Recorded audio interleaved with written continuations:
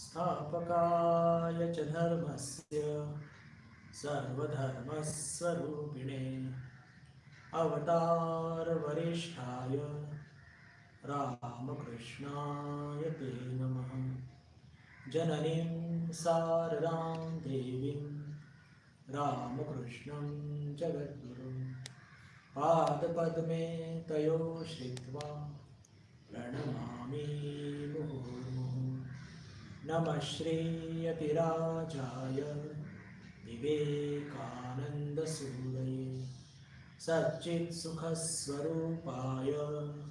स्वामिने तापहारिणे वसुदेवसुतं देवं कंसचाणूरमर्दनं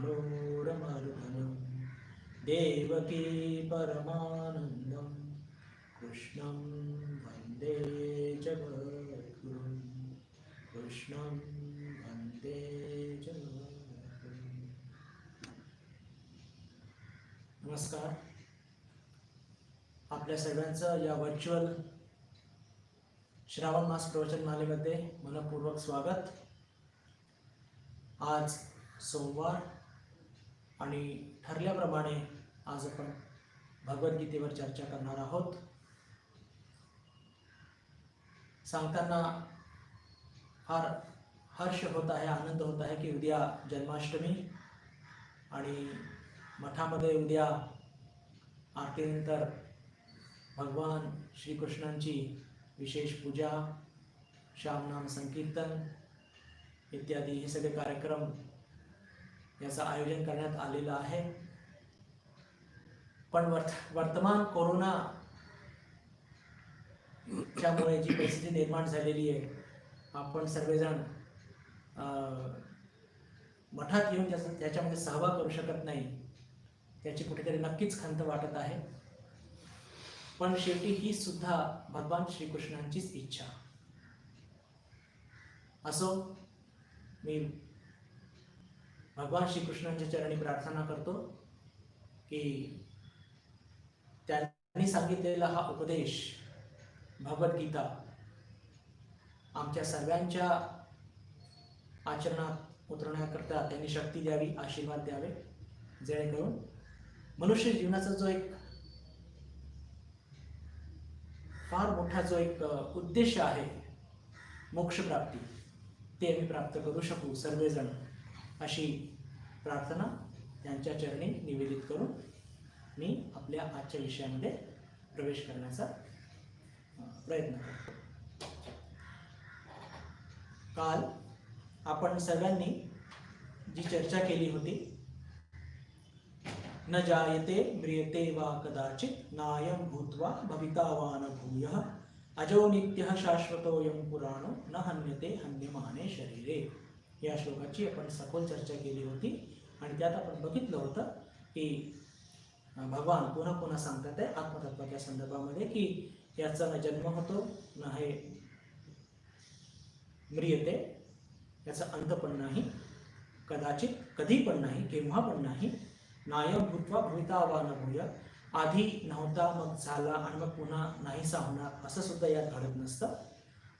अजो नित्य शाश्वतोऽयं, याला जन्म नाही, नित्य आहे म्हणजे सर्वदा उपलब्ध आहे, सर्व ठिकाणी उपलब्ध आहे, एकाच वेळी उपलब्ध आहे, एक रस आहे, अवयवहीन आहे, हे सगळे अर्थ असतात। शाश्वतोऽयं म्हणजेच काय, शाश्वत आहे। शाश्वत आहे याचा अर्थ आपण बघितला होता की त्याच्यामध्ये क्षय हा जो विकार लौकिक गोष्टींमध्ये बघायला मिळतो तो त्याच्यात मुळीच बघायला मिळत नाही। पुराणो पुरा अपि नव इति एव, म्हणजेच काय की आत्मतत्व हे खूप जुनं आहे। किती जुनं आहे सांगता येत नाही, इंग्लिशमध्ये फार सुंदर शब्द आहे याला, टाइम इममेमोरियल, की केव्हापासून हे आहे सांगता येत नाही, आणि इतकं जुनं असून सुद्धा हा टवटवीत आहे। असं सांगण्याचं उद्दिष्ट काय की साधारणपणे लौकिक गोष्टी ज्या जुन्या असतात त्यांच्यामध्ये टवटवीतपणा किंवा ताजे तवानेपणा आपल्याला का दिसतो, कारण की त्यात त्यांचे अवयव हे वृद्धी पावत असतात। आपण झाडाचं उदाहरण घेतलं होतं, 200 वर्ष 500 वर्ष जुनं झाड असतं ते टवटवीत का असतं, त्यात पालवे फुटत असतात, फांद्या डहाळ्या फुटत असतात, आत्मतत्वामध्ये कोणताही अवयव फुटत नसून सुद्धा हे टवटवीत आहे, असं याचा अर्थ. म्हणजेच वृद्धीचा निषेध केला आहे. स्पष्ट सांगायचं तर वृद्धीचा निषेध करून सुद्धा हे आत्मतत्व टवटवीत असतं. म्हणजेच पुराण असं आहे. न हन्यते हन्यमाने शरीरे, या शरीराचा नाश होत असतं, पण आत्मतत्वाचा कधी नाही. याची आपण मागच्या वर्गामध्ये म्हणजे कालच याची चर्चा केली होती. आज आपण 21वा श्लोक आणि 22वा श्लोक हे 2 श्लोकांनी चर्चा करण्याचा प्रयत्न करूया. आणि पुन्हा थोडी पुनरावृत्ती होत आहे आत्मतत्वाच्या संदर्भामध्ये. मी पुन्हा एकदा सांगू इच्छितो की कदाचित हे आत्मतत्व इतकं गहन आणि भगवान आपल्यासमोर मांडत आहे, आणि कदाचित गेल्या काही वर्गापासून आपण थोडंसं आपली गती फार संथ ठेवलेली असून थोडं कदाचित काही लोकांना थोडंसं वाटत असेल की थोडं एक ज्याला म्हणतो की द्रुत गतीने घेतलं तर बरं होईल, थोडंसं बोर वाटतंय, काय काय तेच अजो नित्य शाश्वतो य पुराणो, त्याच त्या गोष्टी पुन्हा पुन्हा कशाला. तर 11 ते 30 श्लोकापर्यंत हे सगळं आत्मतत्व भगवानांनी मांडलेलं आहे.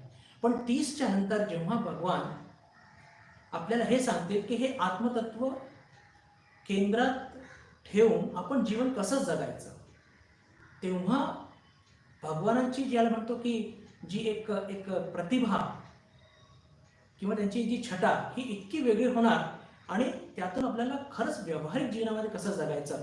त्यांनी ते सगळं अर्जुनाला सांगितलं आहे, पण अर्जुनाला पुढे ठेवून ते सगळं साधकांना सांगितलेलं आहे. तर 30 श्लोकपर्यंत हे आत्मतत्व थोडंफार असंच चालणार आहे, आणि त्याच्या वेगळ्या वेगळ्या छटा सुद्धा आहेत. म्हणजे आत्मतत्व जे आता पुढचा श्लोक आपण जो घेणार आहोत त्याच्यामध्येच हेच गोष्ट मांडली आहे, पण पुन्हा त्याची छटा एकदम वेगळी आहे. आणि ती छटा तुम्हाला ते आधी सांगतो, म्हणजे तुम्हाला ते थोडंसं एक जे म्हणतो की रुचाट असं होईल. एक छोटंसं लौकिक उदाहरण घेऊया की कल्पना करा की एक मुलगा तो वकील झाला आहे, त्याने वकिलीची परीक्षा पास केलेली आहे, आणि त्याला आई वडिलांनी सांगितलं की तू आता डॉक्टरी म्हणजे तू डॉक्टर व्हायचं म्हणजे हॉस्पिटलमध्ये जाऊन पेशंट बघायचं. आता शिक्षण घेतलंय वकिलीचं, आणि त्याला म्हटलं की तू आता डॉक्टरी करायची. तर तो मुलगा काय म्हणाले की अहो, एक वकील एक डॉक्टरचा व्यवसाय कसं करू शकतो, एक वकील डॉक्टरचा व्यवसाय कसा करू शकतो. म्हणजे हा प्रश्न मांडून तो एका प्रकारचा एक नकारात्मक नेगेटिव्ह इंट्रॉगेटिव्ह प्रश्न मांडत आहे. नेगेटिव्ह इंट्रॉगेटिव्ह बिलकुल याच पद्धतीने इथे भगवान कृष्ण याच म्हणजे जे 4 आपल्या गोष्टी आहेत अजो नित्य शाश्वतोयम पुराण पुन्हा मांडत आहे, पण मांडण्याची पद्धत कशी आहे, नेगेटिव्ह इंट्रॉगेटिव्ह. एक वकील डॉक्टरचं काम कसं करणार, तर तसंच पहा. वेदा विनाशिनम नित्यम य एनम अजम अव्ययम कथम स पुरुषः पार्थ कम घातयति हंतिकम. सह पुरुष कथम स पुरुषः पार्थ कम घातयति हंतिकम. तो असं कसं करू शकणार, तो पुरुष कोणता पुरुष, आधी कोणता पुरुष बघूया, आणि त्याच्यानंतर मग ते कसं मांडलंय, एक वेगळ्या पद्धतीने मांडलेलं आहे ते आपण बघण्याचा प्रयत्न करूया. म्हणजेच कसं, वेदा विनाशिनम नित्यम. वेद म्हणजे पहा पुन्हा तोच शब्द आला, विद धातूपासून हे सगळे शब्द निर्माण झाले आहेत. म्हणजेच काय, अनुभव संयुक्त ज्ञान. आत्मतत्वाचं आपल्याला सध्या जे ज्ञान आहे ते कसं आहे, तर ते बौद्धिक ज्ञान आहे, आपल्याला अनुभव झालेला नाहीये. पण याच संदर्भामध्ये जर आपण जेव्हा आचार्य किंवा भगवान वेद असे शब्द वापरतात, म्हणजेच काय, अनुभव संयुक्त ज्ञान. वेदा विनाशिनम नित्यम य एनम अजम अव्ययम. म्हणजेच या आत्मतत्वाला ज्याने अविनाशी म्हणजेच आत्मतत्वाचा किंवा ब्रह्मतत्वाचा नाश होत नाही असं जाणून घेतले म्हणजे त्याला अनुभव आलेला आहे. हे आत्मतत्व नित्य आहे, म्हणजे सदा उपलब्ध आहे, सर्व ठिकाणी उपलब्ध आहे, एकाच वेळी उपलब्ध आहे, एक रस आहे, निरअवयव आहे. अर्थ असतात नित्याचे, असं या आत्मतत्वाला याचा घेतलेला आहे. त्याच्या पुढे य एनम अजम अव्ययम, आणि एवढंच नाही तर हे आत्मतत्व कसं आहे, अजम, ज्याचा जन्म होत नाही. आणि जन्म जर होत नाही तर मृत्यूचा प्रश्नच येत नाही. य एनम अजम अव्ययम, आणि याला अवयव सुद्धा नाही. अवयव सुद्धा नाही याचा अर्थ काय की पहा, या जसे आपल्याला अवयव असतात किंवा आपलं शरीर किंवा या सगळ्या जगातल्या वस्तू या सगळ्या वेगवेगळ्या घटकांनी बनलेल्या आहेत, म्हणजे पंचतत्व ज्याची चर्चा केली होती. तर हे आत्मतत्व त्याला अवयव पण नाही आणि घटक सुद्धा नाही. ते प्युअर कॉन्शियसनेस, एकदम शुद्ध आत्मा, त्याच्यामध्ये कोणतं दुसरं तत्वाची भेसळ मुळीच नाही. तर हे ज्या पुरुषांनी त्या आत्मतत्वाला असं जाणून घेतलेलं आहे अविनाशी, म्हणजेच मृत्यूचा विकार त्याच्यामध्ये नाही, मृत्यूचा निषेध केला आहे अविनाशी असं म्हणून. त्याच्यानंतर नित्य म्हणजेच कोणता अवस्था अंतर ज्याला म्हणतो ना, वृद्धी वगैरे, त्याचा निषेध केलेला आहे. कारण की नित्य ज्या गोष्टी असतात अवयवरहित त्याच्यामध्ये कोणती वृद्धी होत नसते, आपण याची चर्चा केलेली आहे. अज म्हणजेच जन्म होत नाही, म्हणजे जन्माचा पण निषेध केला आहे. आणि जन्मांतराच्या नंतर अस्थि म्हणजे त्याला अस्तित्व प्राप्त होत असतं प्रत्येक गोष्टीला. एक बाळ जन्माला आल्यानंतर काय होतं, त्याला अस्तित्व प्राप्त होत असतं. तर जन्मच नाही तर अस्तित्वाचा प्रश्नच नाही. तर अज हा शब्द वापरून इथे भगवानांनी या म्हणजे हे जे स्थिती अंतर आहे, जन्म आणि अस्थि, या दोघांचा निषेध केले असून अव्यय म्हणजे कोणत्या प्रकारचा क्षय, इथे म्हणतात एनम अजम अव्ययम. अव्यय जर असतील, त्याला अवयव असतील, अवयव असतील त्याच्यामध्ये व्यय असणारच. शब्द थोडेसे जरा जवळजवळचे कन्फ्यूज करण्यासारखे वाटतात. एनम अजम अव्ययम, व्यय आणि अव्यय म्हणजेच काय, आत्मतत्वामध्ये अव्यय म्हणजेच व्यय होत नसतो. का नसतो होत, कारण की अवयव नाहीये. शब्दाचा चांगलाच घोळ होतोय बरं. अव्ययम म्हणजे व्यय होत नाही. का होत नाही, कारण की अवयव नाहीये. ज्याला अवयव असतात, ज्याला घटक असतात, तिथे व्यय होत असतो. आत्मतत्वामध्ये अवयव पण नाही आणि घटक पण नाही, म्हणून ते अव्ययम असं म्हटलंय. आता पहा पुढच्या ओळीमध्ये तो नेगेटिव्ह इंट्रोगेटिव्ह आपण जे आपण उदाहरण घेतलं होतं ते फार सुंदर पद्धतीने म्हटलंय की ज्या पुरुषांनी आत्मतत्वाला जाणलं आहे, कसं जाणलंय तर अविनाशी, नित्य, अज असं जाणलेलं आहे. तो पुरुष हे सर्व जाणतो, तर तो कोणाला कसा ठार करविल किंवा कोणाला कसा ठार करील. ज्या पुरुष म्हणजे एकदम लिटरली तसा शब्द घ्यायचा नाही बरं, की पुरुष म्हणजे फक्त म्हणजे पुरुषांची सी काही म्हणजे प्रॉपर्टी आहे. साधकाला इथे पुरुष म्हटलेलं आहे. तर की ज्या माणसाने हे आत्मतत्व असं अज आहे, अव्यय नसलेला आहे, नित्य आहे, अविनाशी आहे असं ज्यांनी अनुभव संयुक्त ज्ञान आहे, अशी व्यक्ती कोणाला कसं मारेल किंवा कोणाला कसं ठार करविल, करता करविता म्हणजे ज्याच्या जीवनामध्ये आत्मज्ञान झालेला आहे तो कसं कोणाला तो कसा ठार करेल किंवा कसा ठार करविल, हे दोन्ही गोष्टी शक्यच नाही.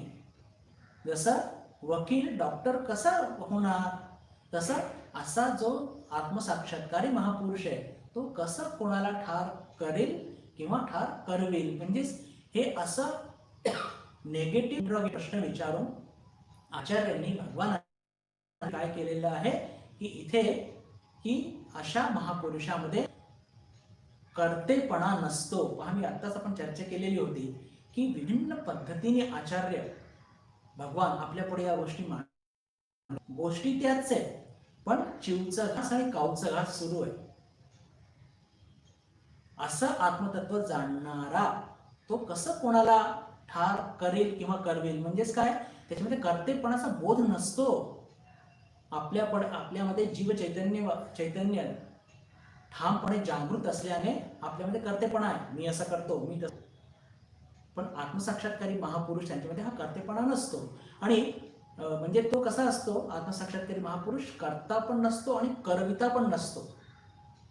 तो काय म्हणतो, करविता कोण आहे, तो ईश्वर, ते ब्रह्मतत्व, अशी त्याची भावना नाही, अनुभव संयुक्त ज्ञान असतं, असं त्याचं अनुभव संयुक्त ज्ञान असतं. आणि इथे आता करता करविता पार्थ कम घातयती हंतिकम, म्हणजे ठार कसा करेल आणि ठार कसा करविल, म्हणजे कोणाला सांगून, असं ठार करण्याची भाषा का वापरली, कारण की युद्धाचा प्रसंग आहे. आणि अर्जुनाच्या मनामध्ये ही एक भावना, हा एक विचार दृढ झालेला आहे की अरे मी यांना मारणार आहे. जर अर्जुनाला आत्मसाक्षात्कार झाला असता तर मी मारणारा कोण किंवा मी मारविणारा कोण, हा प्रश्नच निर्माण असता. पण अर्जुन हा साधकाचा एक प्रतीक आहे, तुमच्या आणि माझ्यासारखा, म्हणून तो म्हणतो की अरे माझ्या हाताने सगळे मारले जातील, मला पाप लागेल. तर म्हणजे पापाची जी भीती आहे असते कर्तेपणामुळे येत असते, जो आपल्या सगळ्यांमध्ये असतो आत्माच्या अज्ञान असल्यामुळे. पण इथे हे जे भगवान कृष्ण आहे ते काय सांगतात ते, की कथम स पुरुष पार्थ कम घातयती हंतिकम, की अरे ज्या पुरुषाने, ज्या साधकाने हे आत्मतत्व, त्याचा अनुभव संयुक्त ज्ञान त्याला प्राप्त झालेला आहे, अनुभवात आलेला आहे, कसा आत्मा, अविनाशी, त्याचा जन्म होत नाही, जो नित्य आहे आणि ज्याच्यामध्ये जो अव्यय आहे, त्याच्यात व्यय नाही, असा जाणून घेतल्यानंतर तो पुरुष मग तो कसा कोणाला ठार करेल किंवा कोणाला ठार करविल, हे शक्यच नाही. का, कारण की त्याच्यामध्ये कर्तेपणा नाहीच. म्हणून अर्जुन तू त्या म्हणजे अर्जुनाला त्याच्या मागचा सांगण्याचं उद्दिष्ट काय, की तू हा कर्तेपणा सोड, हा कर्तेपणाच तुला भोवत आहे, तू कर्तेपणा सोड. आणि अर्जुनाला प्रतीक ठेवून भगवान आपल्या सर्वांना सांगत आहे, काय सांगत आहे, की हा कर्वितापणा हा आपण नाहीसा केला पाहिजे. आणि तो कसा होईल, शरणागतीने किंवा ज्ञानयोगाच्या माध्यमातून. त्याची चर्चा आपण मागच्या वर्गामध्ये बऱ्याच खोलात केलेली होती, हे आपल्या सगळ्यांना माहीत आहे. तर पहा, या एका सुंदर ज्याला म्हणतो की पद्धत इंट्रोगेटिव्ह असा एक प्रश्न विचारून कथमस पुरुष पार्थ कम, या सुंदर पद्धतीने आचार्यांनी या गोष्टीला आपल्या पुढे मांडलेलं आहे. आता याचा पुढचा श्लोक घेऊया. बंधू भगिनींनो, हा 22वा श्लोक अतिशय सगळे श्लोक महत्वाचे, पण हा मला विशेष का वाटला, कारण की या श्लोकाच्या माध्यमातून पुनर्जन्म, म्हणजे आपण हिंदू लोक पुनर्जन्माला मानतो. भारतामध्ये इतर सर्व धर्म, म्हणजे जैन धर्म, सिख धर्म वगैरे जे आहेत ते सर्व पुनर्जन्माला मानतात. फक्त जे भारतामध्ये बाहेरून आलेले धर्म आहे, विशेष करून इस्लाम आणि ख्रिश्चन, हे लोक पुनर्जन्माला मुळीच मानत नाही. पण भारतामध्ये आधीपासून असलेले जे हिंदू धर्माच्या व्यतिरिक्त इतर धर्म जे आहेत, 2 नाव मी घेतले, अजून आहेत काही, मग फार कमी त्याचे ज्याला म्हणतात की फॉलोअर्स आहेत. पण भारतामध्ये असलेले इतर हिंदूंपेक्षा इतर धर्म सुद्धा पुनर्जन्माला हे सर्व लोक मानतात. आणि या दृष्टीने हा श्लोक फार महत्त्वाचा आहे असं मला वाटतं. आणि त्याच्या या श्लोकामध्ये प्रवेश करण्याच्या आधी जे सांगू इच्छितो की भगवद्गीता, याला गीता का म्हटलेलं आहे याची चर्चा आपण आधी केली होती, पण मला पुन्हा याची पुनरावृत्ती करावीशी वाटते. त्याचं कारण असं की पहा, ही गायला गेलेली आहे कोणाद्वारे, स्वयं भगवान श्रीकृष्ण त्यांनी गायली. का गायली हो? पहा, आपल्या स्वतःच्या आपण अनुभवावरून सांगतो की जेव्हा आपण खूप आनंदी असतो, खूप प्रसन्न असतो, आणि मग काय करतो की आपल्याला एक तसंच काहीतरी एक गाणं स्फुरतं. आपण कल्पना करा, आपण चांगल्या मंदिरात गेलो आहोत आणि तिथे खूप चांगली एक भगवान कृष्णाची किंवा अजून कोणाची चांगली एक मूर्ती आहे, खूप चांगलं सजवलेलं आहे, आपण पण सुद्धा प्रसन्न मनाने त्या मंदिरात आपण गेलेलो आहोत. तर मुखातून ज्याला म्हणतो की फार नैसर्गिकरित्या काहीतरी चांगलं बाहेर पडतं. तर तसंच अर्जुन सारखा एक योग्य शिष्य समोर आहे, तो आत्मतत्व ऐकण्याच्या एका मानसिकतेमध्ये जरी युद्ध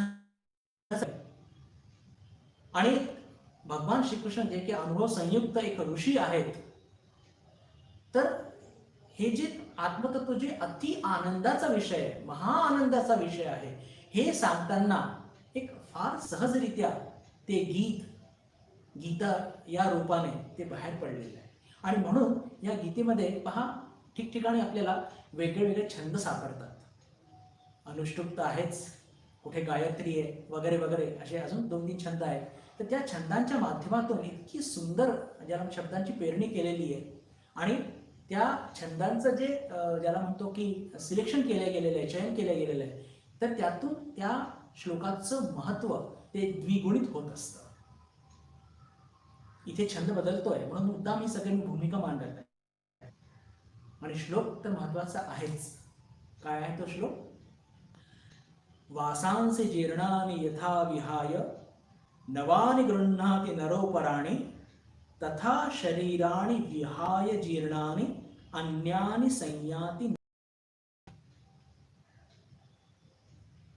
वासांसी जीर्णानि यथा विहाय नवानि गृह्णाति नरोपराणि तथा शरीराणि विहाय जीर्णानि अन्यानि संयाति नवानि देहि. अर्थ एक थोडक्यात समजून मग त्याच्या विवेचन करूया. भगवान इथे म्हणत आहे की पहा, पूर्वार्ध ओळीमध्ये ते म्हणतात शरीर आणि वस्त्रांचं उदाहरण देत आहे, आणि मग त्याचप्रमाणे दुसऱ्या उत्तरार्ध 2 ओळीमध्ये आचार्य भगवान काय म्हणत आहे की शरीर आणि आत्मा त्याच्याबरोबर त्याचा संबंध काय आहे. संबंध म्हणजे एक ज्याला म्हणतो की एक कॉरलरी स्थापित करण्याचा प्रयत्न करत आहेत. आणि काय? वासांचे जीर्णानि यथा विहाय, की जसं आपण सगळेजण वस्त्र घालतो आणि वस्त्र घालतो कशावर? आपल्या शरीरावर. आणि जर हे आपले जे वस्त्र आहेत घालून घालून जर जीर्ण झाले, जिरून गेले, तर काय करतो आपण? ते काढून टाकतो. वासांचे जीर्णानि, जीर्ण झाल्यावर यथा विहाय नवानि गृह्णाति नरोपराणि. नर, आता पुन्हा नर शब्द वापरला, याचा अर्थ पुरुषच असे नव्हे, सगळी मानव जाती त्याच्यामध्ये येत असते. नवानि गृह्णाति नरोपराणि. नर काय करत असतात की जुने वस्त्र टाकतात जे जीर्ण झालेले आहेत, आणि काय होतं? नवीन वस्त्र गृह्णाति, ग्रहण करतात. आता पहा, याच्यामध्ये ज्याने वस्त्र टाकले आणि ज्याने नवीन वस्त्र घेतले, तो शरीर एकच हे इथे लक्षात ठेवा. हा सिद्धांत पुढे कामी येणार. आणि आता इथे वासांचे जीर्णानि यथा, यथा शब्द वापरलाय संस्कृतचे, म्हणजे जिथे यथा वापरण्यात येतं, यथाच्या बरोबर तथा हे येणारच. आपण म्हणतो ना मराठीत जसं तसं. जसं मुंबई आहे ना, किंवा जसं लंडन आहे ना, तसंच मुंबईवर आपलं, आपण म्हणतो ना जसं तसं. तसंच यथा तथा. वासांचे जीर्णानि यथा विहाय नवानि गृह्णाति नरोपराणि. हे झालं पूर्वार्ध 2 ओळी. आता उत्तरार्धामध्ये काय म्हणतात भगवान? तथा शरीराने. आता सुरुवातच करतात तथा, की जसं वस्त्र जीर्ण झाल्यावर आपण ते जीर्ण वस्त्र टाकतो आणि नवीन वस्त्र ग्रहण करतो, तसंच तथा शरीराणि विहाय जीर्णानि. तसंच शरीराणि, तसंच हे शरीर जीर्ण झाल्यावर विहाय टाकतं, अन्यानी म्हणजे अनेक शरीर टाकून दिलेले आहेत, संयाती नवानी देही. देही म्हणजे कोण? आत्मा. म्हणजे काय भगवानचं म्हणण्याचा अर्थ आहे की जसं आपण म्हणजे आपले हे जे वस्त्र जीर्ण झाल्यानंतर जीर्ण झालेले वस्त्र आपण टाकून देत असतो आणि नवीन वस्त्र ग्रहण करत असतो, त्याचप्रमाणे तथा देही म्हणजे आत्मा, हे शरीर जेव्हा जीर्ण होऊन जातं, तर या जीर्ण शरीराला याचा त्याग करून त्याचं नवीन शरीर अन्यानी संयाती नवानी, हे ग्रहण करत असतं. म्हणजे पहा किती सुंदर पद्धतीने आणि ज्याला म्हणजे जे उदाहरण दिले ते किती एकदम अपरूप आणि योग्य दिलेलं आहे. किती अपरूप आणि किती योग्य उदाहरण आचार्यांनी इथे भगवानांनी दिलेलं आहे. ते काय म्हणतात की जसं आपण आपले वस्त्र जीर्ण झाल्यानंतर टाकून नवीन वस्त्र ग्रहण करते, हे शरीर तसंच राहतं बिलकुल त्याच पद्धतीने.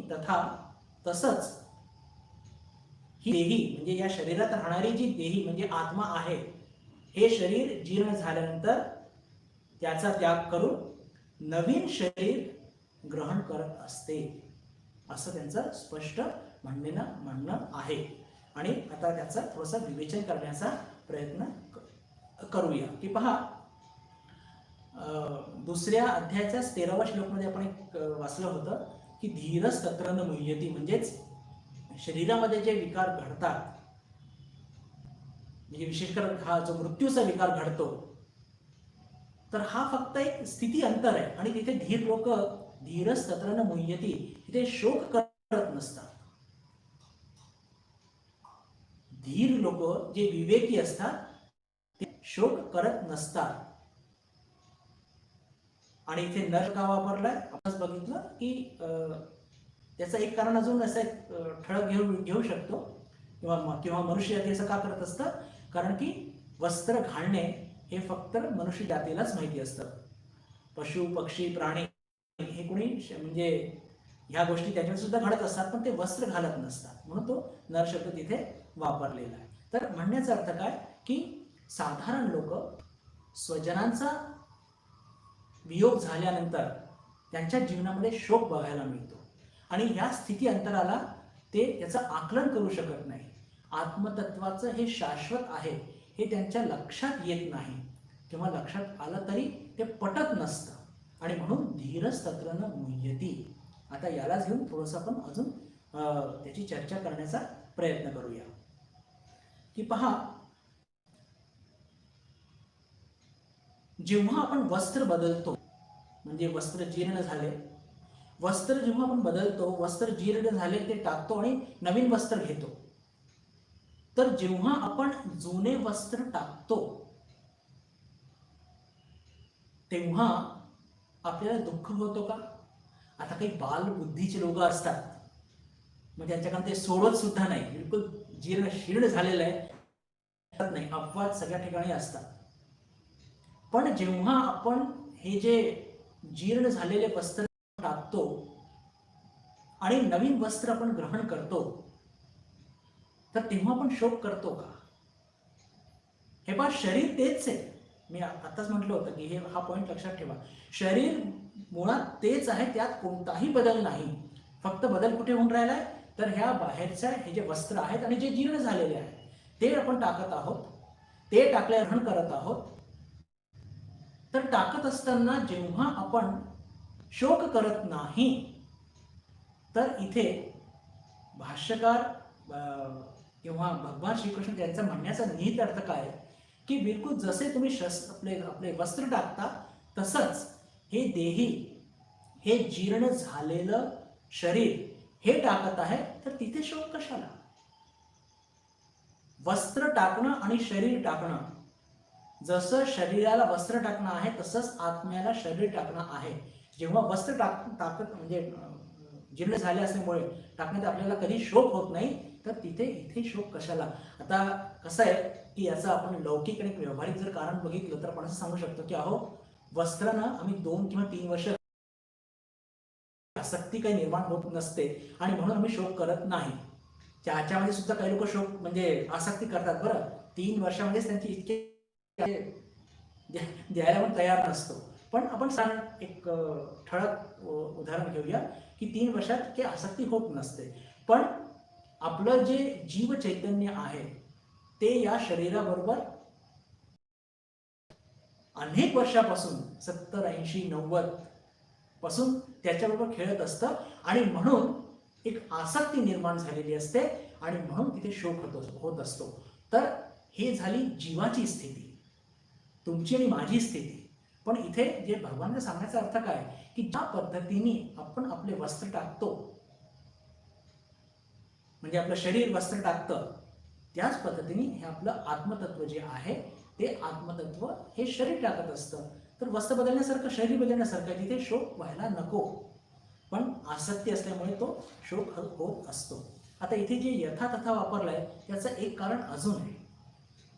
एक कारण म्हणजे ते काय की पहा, आपण जेव्हा वस्त्र टाकतो तर वस्त्र टाकल्यानंतर नवीन वस्त्र कोणते घ्यायचे आहे याची स्वतंत्रता आपल्याला असते. मला कुर्ता पायजामा घालायचा आहे, मला कोणता रंग पाहिजे, हा रंग मला सूट करेल का, मला तसं पाहिजे, ती लेटेस्ट फॅशन, ती सूट असते. पण देहीनी शरीर टाकल्यानंतर देहीला ही स्वतंत्रता नसते की कोणतं शरीर मध्ये ते प्रवेश करणार. का नसते? सगळ्यात मोठा अडथळा त्याच्यामध्ये जो असतो आपल्या अपुऱ्या वासनांचा, आपल्या कर्मफळांचा, आपल्या संस्कारांचा. आपल्याला नेक्स्ट किंवा येणारं शरीर तेच मिळणार की ज्या शरीराच्या माध्यमाचे फळ भोगू शकू, आपले संस्कार शुद्ध करू शकू किंवा अशुद्ध करू शकू. आता ती चॉईस आपली असते, संस्कार शुद्ध, पण कर्मफळ तर भोगावंच लागणार. आणि अपुऱ्या वासना जे तीव्र असतात ते पूर्ण करण्याकरता अशाच ठिकाणी आपण जात असतो. माझा म्हणण्याचा अर्थ काय की शरीराने जीर्ण वस्त्र टाकल्यानंतर त्या शरीराला, म्हणजे आपल्याला ती चॉईस असते की कोणते कपडे नवीन चूज करायचे, त्याचं चयन करायचं. पण आत्मतत्वाला म्हणजेच आपल्या या जीव चैतन्याला जीर्ण शरीर टाकल्यानंतर ही सूट, ही स्वतंत्रता नसते की कोणतं शरीर आपण घेणार आहोत. ते आपल्याला बरोबर तेच मिळणार की जे आपले मागचे जन्माचे कर्मफळ, संस्कार किंवा आपल्या अपुऱ्या वासना होत्या, त्याच अनुयायी आपल्याला शरीर मिळणार आहे. हे आपल्याला इथे ध्यानात ठेवलं पाहिजे. आणि अजून ते यथातथा जे इथे जे भगवानाने जो शब्द वापरलाय ना, त्याचा अजून एक फार निहित अर्थ आहे, अत्यंत, आणि तो सुद्धा तितकाच महत्वाचा आहे. की जसं जुनी वस्त्रे टाकून शरीर नवीन वस्त्र धारण करत असतं, आणि तसंच हा देही जुनं शरीर म्हणजे विदीर्ण झालेलं शरीर टाकून नवीन शरीर ग्रहण करत असतं. तर हा शोक का होत असतो? हा शोक कोणाला होतो? आता पहा, जीव चैतन्य जो आहे ना, हे आहे प्रतिबिंब कोणाचं? त्या ब्रह्मतत्वाचं, त्या अनंत चैतन्याचं. पण त्याला क्षुद्र रूप प्राप्त झालेलं आहे, कर्तेपणाचा भाव आलेला आहे, म्हणून त्याच्यामध्ये ते शोक उत्पन्न होत असतो, आसक्ती उत्पन्न झालेली असते, म्हणून शोक झालेला असतो. आणि विशेष सांगण्याचं कारण जे दुःख होत असतं त्याचं मागचं मुख्य कारण काय की ते जे जीव चैतन्य किंवा अंतःकरण, एक मी काही काही शब्द वापरतो ना, तर मी तुम्हाला आपल्या सगळ्यांना सांगून ठेवतो बंधू भगिनींना की अंतःकरण किंवा जीव चैतन्य, मी हे आलटून पालटून वापरत असतो, पण काही वापरलं तरी त्याचा अर्थ एकच असतो, अंतःकरण किंवा जीव चैतन्य किंवा जीव सुद्धा. अंतःकरण, जीव किंवा जीव चैतन्य जेव्हा जेव्हा वापरतो तेव्हा त्याचा अर्थ एकच असतो, म्हणजेच तो क्षुद्र चैतन्य, जो त्या ब्रह्मतत्वाचा, त्या अनंत चैतन्याचा प्रतिबिंब असतो. म्हणजे तात्विक रूपाने ते ब्रह्मतत्व आणि हे जीव चैतन्य एकच असतं, पण ते प्रतिबिंब असल्याने, जसं एक आपण माठ घेतला, माठामध्ये पाणी भरलं आणि त्याला उन्हात ठेवलं तर त्या अनंत सूर्याचं प्रतिबिंब दिसतं, म्हणजे तारे एकच आहे, पण त्याला क्षुद्रत्व प्राप्त झालं. तर आपल्या अंतःकरणावरती जेव्हा त्या ब्रह्मतत्वाचं जे सगळ्या जगामध्ये खेळत आहे त्याचं प्रतिबिंब पडतं, तर त्याला म्हणतात जीव चैतन्य. आणि मग तो काय होतो? तो या शरीराशी निगडीत होतो, आयडेंटिफाय करतो, आणि त्याच्यानंतर हे सगळे म्हणजे लीला सगळ्या सुरू होत असतात. तर जेव्हा आपण शरीर सोडतो तर आपल्याला दुःख का होतो? कारण की ते जीव चैतन्य जे असतं या शरीराबरोबर इतक्या वर्षाची निगडीत झालेलं असतं. तर काय होत असतं की त्याच्याकडे ते सहज सुटत नसतं. शरीर त्या जीव चैतन्य शरीर सहजपणे म्हणजे त्याची जगण्याची इच्छा असते, पण ते शरीर साथ देत नसतं. Pathetic condition. म्हणून तो शेवटच्या क्षणी तो पूर्ण प्रयत्न करतात, असं म्हणतात जीव आपल्यासारखे साधारण, की शेवटच्या क्षणापर्यंत तो प्रयत्न करत असतो जगण्याचा. म्हणजे जगण्याची इच्छा इतकी तीव्र असते त्या आसक्तीमुळे. ती आसक्ती कुठे असते? त्या अंतःकरणामध्ये, त्या जीवत्वामध्ये ते आसक्ती इतकी असते की ते शरीर कॉप करत नाहीये, प्राणशक्ती क्षीण झालेली आहे, पण तरी ते जीव चैतन्य सोडू इच्छित नाहीये. तर म्हणण्याचा अर्थ का यथा तथा का वापरलं इथे भगवानांनी? त्याचं मुख्य कारण असं की शरीर वस्त्र टाकत असताना शरीराला काही त्रास होत नाही, पण देही जेव्हा ते आत्मतत्व म्हणजे शरीर बदलत असतं, ते जीव चैतन्य, तर ते जीव चैतन्य अज्ञानामुळे ते शरीराशी इतकं अटॅच झालेलं असतं की ते शरीरात त्राण असतो, प्राण नसतो, पण अज्ञानामुळे त्या शरीराशी अटॅच झालेलं असतं ते जीव चैतन्य. आणि म्हणूनच ज्याला म्हणतो की पूर्णपणे पकडण्याचा प्रयत्न करत असतो. पहा, आपली म्हणतो ना की काही वस्तू आपल्यापाशी खूप दिवसापासून आहे आणि तिला आपण वापरत आहोत आणि खूप जपून ठेवलेलं असतं, आणि अचानक जर कोणी हिसकावून घेतली तर काय आपली अवस्था होते. तर हे शरीररूपी संस्था त्या जीव चैतन्याबरोबर तर किती वर्षापासून आहे, तर किती अटॅचमेंट याच्याबरोबर असणार. आणि म्हणून विवेक काय सांगत असतं की शरीर आणि आत्मा किंवा अज्ञानामुळे ते अज्ञानामुळे आपण त्या एकच समजत असतो, त्याला वेगळं वेगळं करा. जसं खोबरं आणि नारळ म्हणजे पाणी पूर्ण सुकून गेल्यानंतर आतमध्ये कसं ते खळखळ वाचतं, तसं ते झालं पाहिजे. तर त्याच्यानंतर काय होईल, ते आत्मतत्व वेगळं होऊन जाईल आणि शरीर वेगळं होऊन जाईल. आणि मग जेव्हा ती अनासक्ती होईल तेव्हा हे जे दुःख होतात, अंतःकरणामध्ये जगण्याची इच्छा जी असते ती नाहीशी होऊन जाईल. का? आपल्याला माहिती आहे. म्हणजे होतं काय असतं की अंतःकरणामध्ये ती जेव्हा आपण अटॅच असतो शरीराशी आणि शरीर साथ देत नाही, तेव्हा म्हणजे शरीर जेव्हा जात असतं, निरोप घेत असतो या जगापासून, ते अंतःकरण इतकं अटॅच असतं त्या शरीराशी, तर प्रयत्न करतो पण शक्ती नसते आणि म्हणून खूप दुःख होत असतो. पण जर हे बोध आपल्या म्हणजे अंतःकरणात आलं की अरे मी तर शरीर नाही, मी आत्मा आहे, आणि हे शरीर गेलं तर काय झालं, मी तर ते ब्रह्मतत्व आहे, याचा जर बोध झाला तर तो मग म्हणून वस्त्र टाकत असताना शरीराला काही दुःख होत नसतो, पण देही म्हणजे त्या जीव चैतन्याला, बरं मी आत्माला म्हणतोय, ब्रह्मतत्व किंवा आत्मतत्व जे विश्व चैतन्य आहे ते एकच आहे, आणि त्याचंच हे तात्विक रूपाने एकच आहे, जीव चैतन्य आणि ब्रह्म. पण त्याला क्षुद्र रूप आल्याने तो या शरीराशी फार अटॅच्ड झालेला असतो अज्ञानामुळे. आणि आपली साधना काय असते, ही आसक्तीच घालवायची, आणि हा बोध आपल्या बोधामध्ये आला पाहिजे. आज आपला बोध काय आहे? मी बुद्धानंद आहे, हा आपला बोध आहे. तर आपल्या साधना करून आपल्याला कोणता बोध जागृत करायचा आहे की मी बुद्धानंद, मी शरीर नाही आहे, मी जीव चैतन्य नाही आहे, मी तो अनंत चैतन्य आहे, मी ते ब्रह्मतत्व आहे.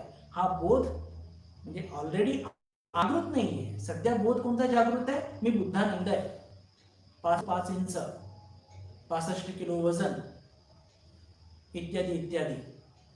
तर त्या बोधा हा जो चुकीचा बोध जो जागृत होऊन बसलेला आहे त्याला नाहीसं करून मी ब्रह्मतत्व आहे हा बोध एकदा जागृत झाल्यानंतर मग कितीही शरीर बदलू दे, येऊ दे जाऊ दे, काही त्या तत्वाला मग तो जीव चैतन्य राहणारच नाही. मग तो काय होईल, तो जीव चैतन्य आणि ते ब्रह्मतत्व किंवा ते विश्व चैतन्य ते एक होऊन जाईल, मग तो अंतरच राहणार.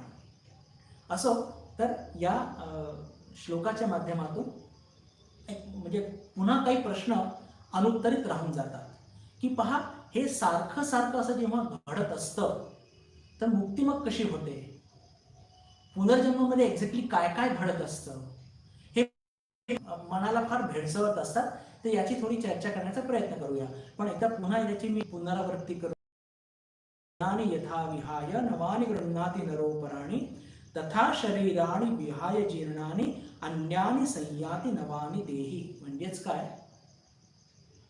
की हे जे जसे आपले वस्त्र जीर्ण झाल्यानंतर आपण त्या वस्त्रांना टाकतो आणि नवीन वस्त्र ग्रहण करतो, तसंच देही म्हणजे या देहामध्ये राहणारं जे जीव चैतन्य आहे, मी जे शब्द वापरतो त्याच्याकडे लक्ष द्या, ते जीव चैतन्य काय करत असतं की हे शरीर जीर्ण झाल्यानंतर त्याचा त्याग करून आणि नवीन अन्यानी संयाती नवानी देही, नवीन शरीर ग्रहण करत असतो. हा त्याचा अर्थ झाला. इथे एक क्रियापद जे वापरलेलं आहे भगवानांनी, दोन वापरलेत आणि त्याचं फोड आपण करण्याचा प्रयत्न करूया, कारण की त्याचं काहीतरी फार महत्व आहे. ते म्हणजे कसं की पहा, वासांचे जीर्णानी यथा विहाय नवानी गृह्णाती, ही क्रियापद आहे. गृह्णाती म्हणजे ग्रहण करणे. शरीर नवीन वस्त्र ग्रहण करतो, परिधान करतो. पुढेच आत्मतत्व किंवा जीवचैतन्य काय ग्रहण करतो, तथा शरीराणी विहाय जीर्णानी अन्यानी संयाती. संयाती हे एक क्रियापद वापरलेलं आहे. संयाती म्हणजे याचा अर्थ सुद्धा ग्रहण करणं असतो, पण गृह्णाती का नाही वापरला, संयाती का वापरला? आणि संयातीचा एक अर्थ असतो ये जा करणे, येणे जाणे करणे, असा त्याचा अर्थ होत असतो. तर आता समजा आपण येणे जाणे करणे किंवा हे आत्मतत्व ज्याच्यामध्ये म्हणजे जर येणे जाणे करणं हा जर आपण म्हणजे हा क्रियापद गृहीत धरला, तर याने काय सिद्ध होतं की आत्मतत्वामध्ये कोणती क्रिया घडत आहे का. पहा, याच्या आधी अनेक वेळा आपण ही चर्चा केलेली आहे मागच्या 8-10 व्याख्यानांमध्ये.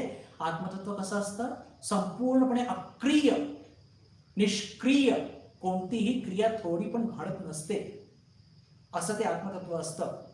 कल्पना करा की ही खोली आहे, या खोलीमध्ये सगळ्या तुम्ही खिडक्या सगळ्या बंद केल्या टाय आणि कोणतीही थोडी जागा सोडली नाही, तर याच्यामध्ये हवा खेळणार का, नाही. ती हवा कशी होणार, स्तब्ध.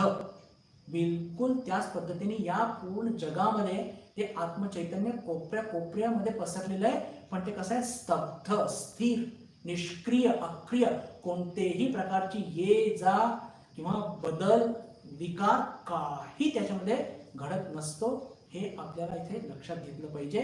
पण आता प्रश्न आहे की मग इथे संयाती म्हणजे येणे जाणे हे असा शब्द का वापरला, त्याच्या मागचं कारण काय, तर ते समजण्याकरता पहा आपण एक छोटंसं एक उदाहरण घेऊया. त्या उदाहरणाच्या माध्यमातून आपल्याला कळेल की हे जे येणे जाणे हे शरीरामध्ये घडत असतं, आत्मतत्वामध्ये नाही. शरीरामध्ये हे जे संयाती जे शब्द वापरलेला आहे ना, आपल्याला असं ऍपरंटली वाटतं, संस्कृतचं थोडंसं ज्ञान असेल तर क्रिया, मग यांनी हा शब्द का वापरला, गृह्णातीच वापरायला पाहिजे होता. तर संयाती का वापरला की येणं जाणं ही क्रिया ही शरीरामध्ये दिसत असते आणि आत्मतत्वामध्ये रिफ्लेक्ट होत असते, परावर्तित होत असते.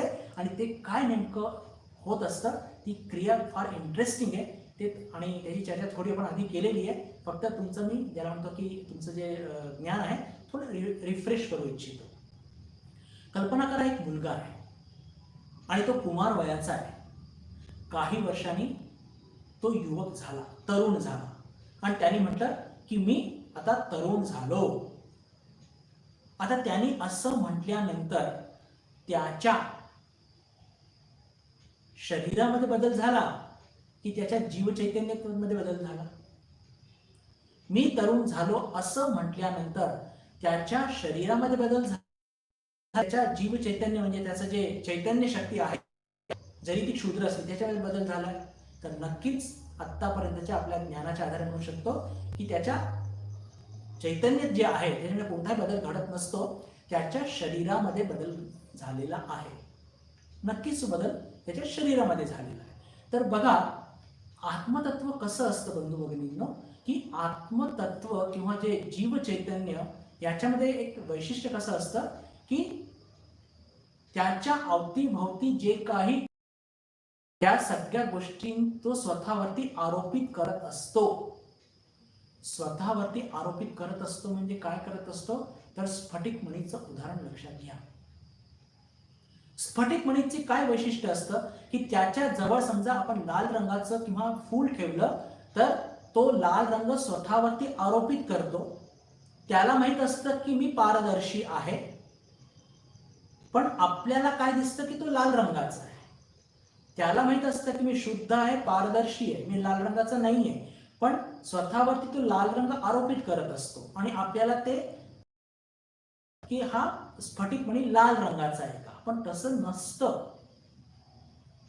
बिलकुल त्याचप्रमाणे जो कुमार वयाचा बालक होता त्याच्यामध्ये म्हणजे त्याचे जो जीव चैतन्य होतं त्याच्यामध्ये तो कुमार वयाचा मुलगा भासित होत होता. शब्दांकडे लक्ष द्या. दिसत होता, भासित होत होता.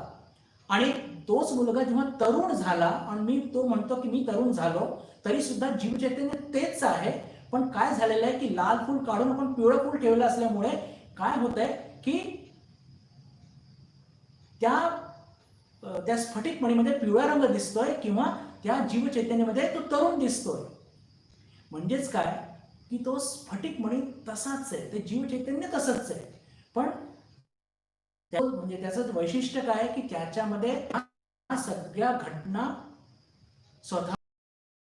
आणि आपल्याला असं वाटतं की त्या कुमार वयामध्ये जो जीव चैतन्य होता तो आता मोठा झालाय आणि तो आता कुमार वयाचा झालाय. पण हे बदल नेमकं कुठे घडलेलं असतं, ते लाल फूल काढून पिवळं फूल ठेवलेलं असतं. स्फटिक म्हणे थोडासा पण अंतर झालेला नसतो. म्हणजेच हे जे सगळ्या प्रक्रिया घडत आहे, येणे जाणे, हे सगळे शरीरामध्ये घडत असतात. हे कधी पण आत्मतत्व किंवा जीवचैतन्यामध्ये घडत नसतात. आणि त्या अर्थाने इथे आचार्यांनी भगवानांनी संयाती शब्द वापरलेला आहे की हे जे शरीराचं येणं जाणं तसंच चालू राहील, पण हे शरीराचं येणं जाणं हे आत्मतत्वामध्ये त्या स्फटिक मणीमध्ये लाल किंवा पिवळ्या रंगाने ते भासत असतं. म्हणजे ती घटना घडतीये बाहेर, पण त्याचं रिफ्लेक्शन, त्याचं परावर्तन दिसतंय स्फटिक मणीमध्ये. कुमार वयाचा मुलगा तरुण झाला, हा बदल आपल्याला त्या स्फटिक म्हणजेच आत्मतत्वामध्ये ते दिसतंय. म्हणून आपल्याला वाटतंय की आत्मचैतन्यच मोठं झालं का, नव्हे, ते फक्त रिफ्लेक्ट करत आहे. तेच आत्मचैतन्य, जीवचैतन्य कुमार वयाच्या मुलाला सुद्धा दाखवत होता. तोच मुलगा तरुण झाला, तो तरुणाला दाखवतोय. उद्या तो युवा होईल, तो त्याला युवा तो दाखवेल. उद्या तो प्रौढ होईल, प्रौढ सुद्धा दाखवेल. आत्मचैतन्यामध्ये फरक पडत नाही. आणि म्हणून हे जे येणं जाणं जे आपल्याला जीव चैतन्यामध्ये दिसल्यासारखं दिसतं, पण ते त्याच्यामध्ये येणं जाणं नाहीये. ते येणं जाणं कशामध्ये, ते या शरीरामध्ये आहे, हे लक्षात ठेवा. समजण्याकरता कदाचित थोडं अवघड असेल, पण मला असं वाटतंय की मला जे आपल्याला सांगायचं आहे ते बऱ्यापैकी कळलं असेल. नसेल तर आपण पुन्हा तुम्ही याच्यावरती विचार करा. पुढच्या वर्गामध्ये त्याची पुन्हा आपण चर्चा करण्याचा प्रयत्न करूया. एक प्रश्न मला अजून त्याच्यावरती विचार करायचा आहे, आणि ते म्हणजे असं की जेव्हा एखादा लहान मुलगा जो एकदम बालवयाचा आहे, 2-3 वर्षाचा आहे, मग तो कुमार वयात येतो, मग आपण काय म्हणतो, अरे याची बुद्धी थोडीशी येता, त्याचा अनुभव वाढत आहे, त्याच्यामुळे समजदारी. लहान बाळ एकदम हट्टी असतं, तो थोडासा हट्टी, थोडा मोठा होतो, तो म्हणजे बालपणाच्या ज्या सगळ्या खोड्या त्या कमी होतात, तो थोडा समजदार होतो. तेव्हा जेव्हा तो तरुण होतो त्याच्यामध्ये सुद्धा फार बदल घडून येतो. मग जे कुमार वयाचे जे खोडसाळपणा असतो तो कमी होतो. मग त्याच्यामध्ये तरुणपणा दिसतो, मॅच्युरिटी येते. आपण म्हणतो अरे तो फार परिपक्व झाला. बरं, तर हे सगळे जे बदल त्याच्या स्वभावात दिसतात वयाप्रमाणे घडणारे सगळे त्याचे जे जे जे बदल असतात ते कुठे घडत असतात, आत्मतत्वामध्ये घडत असतात का, नाही. हे सगळ्या गोष्टी अंतःकरण म्हणजे जीव चैतन्यामध्ये घडत असतात. का, हे अंतःकरण कशाचं बनलेलं आहे, मन बुद्धी चित्त अहंकार. जसं जसं तो मोठा होत आहे त्याचं मन थोडंसं विस्तृत होत आहे, त्याचे अनुभव वाढत आहे, तो या प्रकृतीची देवाणघेवाण करत आहे. बुद्धीमध्ये त्याच्या एक ज्याला म्हणतो की एक तल्लफपणा येत आहे. आत्मचैतन्य जे जीव चैतन्य शक्ती देणार आहे त्याच्यामध्ये फरक पडत नाहीये, जे अंतःकरण आहे त्याच्यामध्ये फरक पडत आहे. म्हणजे आणि हे दोन्ही फरक त्या जीव चैतन्यामध्ये रिफ्लेक्ट होत असतात. तर आपल्याला काय वाटतं, पहा लक्षात घ्या बरं, शब्दांकडे थोडस लक्ष द्या.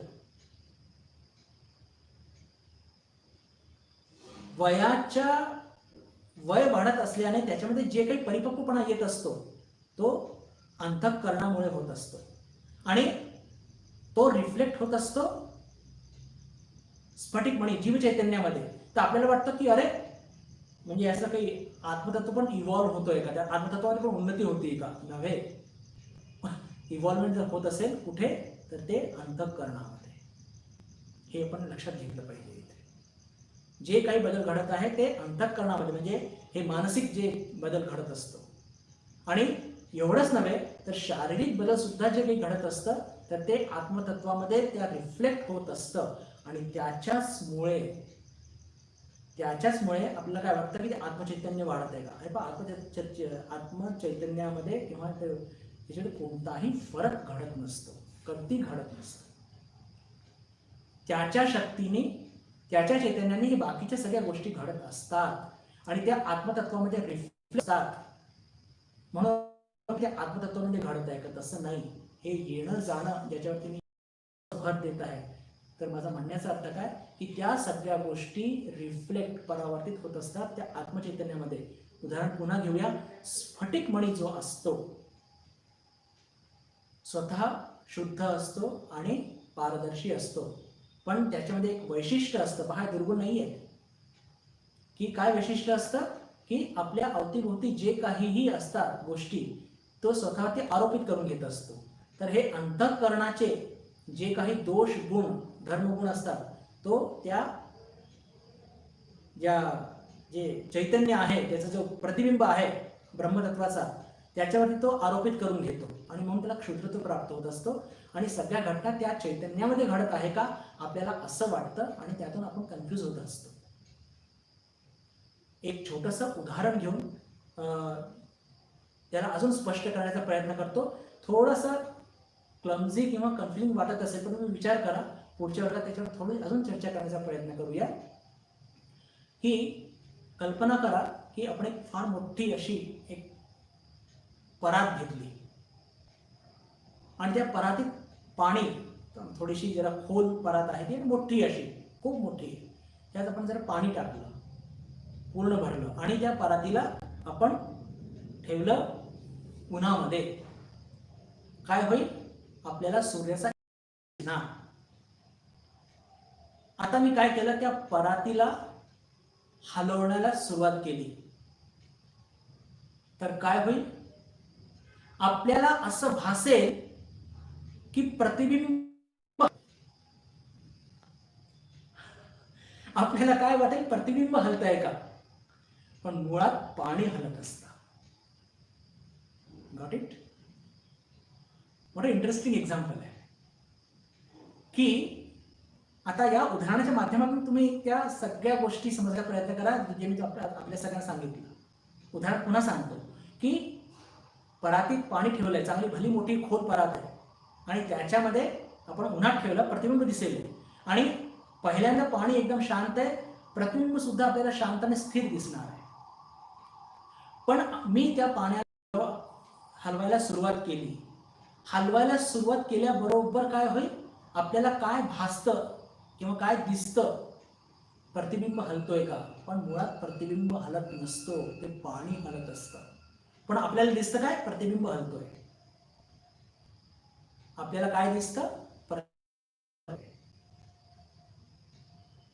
एवढंच नाही. समजा तिथे आपण एक काहीतरी दिसतं म्हणजे हे नेलं, गॅस वगैरे नेला आणि खालती पाण्याला गरम करायला सुरुवात केली आणि पाण्याला उकळी फुटायला लागली, तर आपल्याला काय काय दिसून येईल की अरे हे हे प्रतिबिंब उकळत आहे का.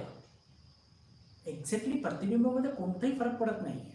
ते पाणी मुळात उकळत आहे म्हणून आपल्याला असं दिसतंय की प्रतिबिंब उकळत आहे का, पण प्रतिबिंब उकळत नसतो. अजून समजा आपण असं केलं की त्या पाण्यामध्ये थोडासा लाल रंग टाकला, म्हणजे पहा हे सगळे बदल कुठे कुठे घडत आहेत. हे सगळे शरीरामध्ये किंवा आपल्या अंतःकरणावरती घडत आहे, पण त्याचं रिफ्लेक्शन कुठे येत आहे? त्या प्रतिबिंबावरती येत आहे. त्या परातीमध्ये थोडंसं लाल रंग टाकला, लाल रंग टाकल्याने ते प्रतिबिंब काय होईल? प्रतिबिंब सुद्धा लाल होऊन जाईल, तसं दिसेल. पण मुळात तसं आहे का? नाही. ते पाणी लाल झालेलं आहे, ते लाल रंग काढून टाका. लाल रंग काढून टाकल्याबरोबर ते पुन्हा प्रतिबिंब सोनेरीचं सोनेरीच. म्हणण्याचा अर्थ काय की हे सगळे बाह्य बदल त्या प्रतिबिंबामध्ये आपल्याला बघायला मिळतात. हे जे बाह्य बदल, हलणारं प्रतिबिंब, उकळणारं प्रतिबिंब, तसं होत नसतं. प्रतिबिंबामध्ये कोणताही बदल घडत नसतो. बदल घडत असतो पाण्यामध्ये. लाल रंग पाण्यात टाकलेला आहे म्हणून प्रतिबिंब लालसारखा दिसतो. लाल रंग काढून टाका, पुन्हा सोनेरीच प्रतिबिंब दिसणार आहे. म्हणण्याचा अर्थ काय की बदल घडतात ते पाण्यामध्ये, पण ते रिफ्लेक्ट होत आहेत, परावर्तित होत आहेत त्या प्रतिबिंबामध्ये. ते आपल्याला वाटतं की ते प्रतिबिंब बदलला की काय. प्रतिबिंबामध्ये बदल होत नसतो. तर या उदाहरणाच्या माध्यमातून आपण अजून विचार करा. मी त्याला पुन्हा रिपीट करेन, मला असं वाटतंय. तर म्हणजे कन्क्लुझिव्ह जे असतात ना, जे आपल्याला प्रतिबिंबामध्ये म्हणजे त्या जीव चैतन्यामध्ये रिफ्लेक्ट होऊन दिसत असतात, पण ते मुळात त्या शरीरामध्ये घडत असतात, अंतःकरणामध्ये घडत असतात, जीव आत्मचैतन्यामध्ये नव्हे. ते इट ॲपियर्स टू बी असं दिसतं म्हणून जग फसतं असं म्हणतात ना, पण ते तसं मुळात प्रतिबिंबामध्ये कोणताही बदल घडत नसतो. आणि म्हणून इथे संयाती जे एक वर्ब वापरला त्याचं कारण हेच. जरी येणं जाणं या अर्थाने तिथे वापरले गेलेला आहे तो, पण येणं जाणं जे आपण म्हणत असतो हे शरीरामध्ये घडत असतं, आत्मतत्वामध्ये नव्हे. हे एक ज्याला म्हणतो की टेक अवे पॉइंट जो आहे तो हा, की याच्यामध्ये जो बदल जो घडत असतो तो शरीरामध्ये, पण तो परावर्तित होत असतो आत्मतत्वामध्ये, म्हणून आपण कन्फ्यूज होत असतो. पण इथे लक्षात ठेवा की हे जे शब्द जो क्रियापद वापरली आहे ती एकदम त्यात काही कोणत्या प्रकारचं आपल्याला शंका नसली पाहिजे. आणि आता याच श्लोकाच्या पुढे जन्ममृत्यू हा चक्र कसा चालतो, मुक्ती या संदर्भात कशाला म्हणतात, आणि मृत्यूनंतर आपल्याला जो नवीन शरीर मिळत असतं, म्हणजे मोक्ष जर नाही मिळाला तर पुन्हा जन्म घ्यावा लागतो, प्रक्रिया कशी घडत असते याच्या सविस्तर चर्चा आपण पुढच्या वर्गामध्ये करण्याचा प्रयत्न करूया. आज ठरलेली वेळ संपलेली आहे. आज आपण इथेच थांबूया. येत्या बुधवारी आत्मबोध या वर्गामध्ये आपल्या सर्वांशी पुन्हा भेट होईलच अशी अपेक्षा मनात बाळगून मी आपल्या सर्वांशी निरोप घेतो. नमस्कार. ओम शांती.